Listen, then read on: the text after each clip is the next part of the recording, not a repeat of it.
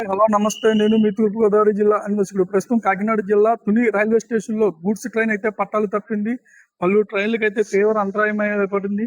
వైజాగ్ నుంచి నిడమూరు వెళ్తున్న goods train అయితే పట్టాలు తప్పింది.